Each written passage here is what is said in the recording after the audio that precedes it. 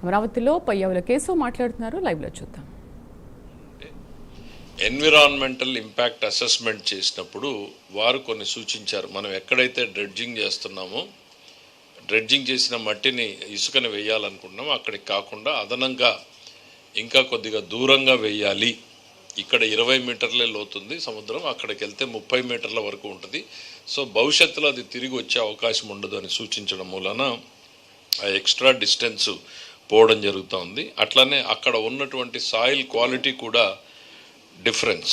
ఈ 2 కారణాల చేత దాదాపు అదనంగా 354 కోట్ల రూపాయల అదనపు భారం పడుతూ ఉంది. దానికి కూడా అనుమతిస్తూ తీసుకోవడం జరిగింది. అయితే టోటల్ ప్రాజెక్ట్ కాస్ట్లో మాత్రం మార్పు లేదు. అందులోనే ఈ అమౌంట్ అడ్జస్ట్ అవ్వడం జరుగుతూ ఉంది.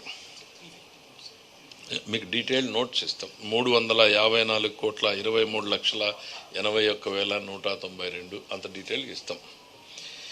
ఇక అగ్రికల్చర్ అండ్ కోఆపరేషన్కి సంబంధించి మార్క్ఫెడ్ ఎన్డీసీసీ నుంచి 1800 కోట్లు ఫ్రెష్ వర్కింగ్ క్యాపిటల్ లోన్ తీసుకోవడం కోసం, గవర్నమెంట్ గ్యారంటీ కోసం ఇవాళ క్యాబినెట్ అప్రూవల్ ఇవ్వడం జరిగింది. ఆర్ఎండ్బికి సంబంధించి కీలకమైనటువంటిది, కేంద్రంలో మనకు ఉన్నటువంటి ఏపీ భవన్గా ఇప్పటిదాకా మనం పరిగణ తీసుకోబడుతున్న దగ్గర 11.53 ఎకరాలు.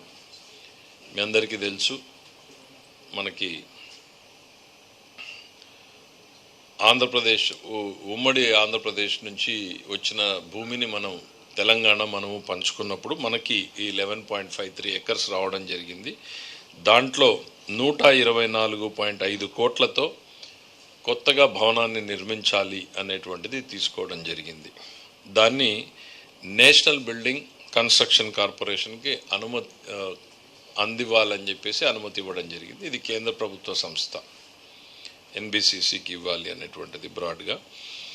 ఎట్లా ఏంటి డిజైన్స్ అవన్నీ కూడా ఎన్బిసిసితో ప్రాథమికంగా ఎస్టిమేట్లు మనేసింది 124.5 crores. సో ముఖ్యమంత్రి గారు చాలా డీటెయిల్గా చెప్పారు. ఆంధ్రప్రదేశ్ కల్చర్ రిఫ్లెక్ట్ అయ్యేటట్టు భవనం డిజైన్లు ఉండాలి, ఆంధ్రప్రదేశ్ అవసరాలకు ఉపయోగపడేటట్టుగా ఉండాలి. At the same time all modern facilities, conferences ఉండాలి, మెయింటెనెన్స్ ఖర్చులు తగ్గేటట్టుగా కూడా, లేకపోతే ఏ రకంగా దాన్ని కొంత ఇతరుల వినియోగం, కొంత ప్రభుత్వంకి భారం తగ్గించే రకంగా డిజైన్ చేయొచ్చో కూడా చూడమని చెప్పి ముఖ్యమంత్రి గారు సలహా ఇవ్వడం జరిగింది. పీపీపీ కాదు, స్ట్రైట్ అవే అది పీపీపీలో చేపట్టడానికి వీలు లేదు కాబట్టి అది కేవలం ఆంధ్ర ప్రభుత్వమే చేస్తూ ఉంది. మనం కాకపోతే we can rent it out, lease it out, అట్లాంటి ప్రొవిజన్స్ ఉంటాయి, వాటిని పరిశీలించమని చెప్పారు. బట్ బేసిక్గా ఆంధ్రప్రదేశ్ సంస్కృతిని ప్రతిబింబించేలాగా భవనం ఉండాలి అనేటువంటిది. దానికి మంచి పేరు కూడా సూచించవచ్చు. మీరు కూడా పౌరులుగా ఆంధ్రప్రదేశ్ భవనానికి ఊరికే సింపుల్గా ఏపీ భవన్ అనేటువంటి పేరుతో కాకోకుండా, కొంతమంది స్వర్ణాంధ్ర భవన్ అన్నారు, ఇంకా ఏదైనా బెటర్ నేమ్స్ ఉంటే కూడా సజెస్ట్ చేయండి. ఆంధ్రప్రదేశ్ కల్చర్ రిఫ్లెక్ట్ అవ్వాలి, లేకపోతే ఆత్మగౌరవం రిఫ్లెక్ట్ అవ్వాలి, మన ఆ రకమైనటువంటి పేర్లు సజెస్ట్ చేయమని చెప్పి కూడా కోరడం జరిగింది. ఇక మున్సిపాలిటీస్లో మనం వేస్ట్ టు ఎనర్జీ ప్లాంట్స్ ఇచ్చాం.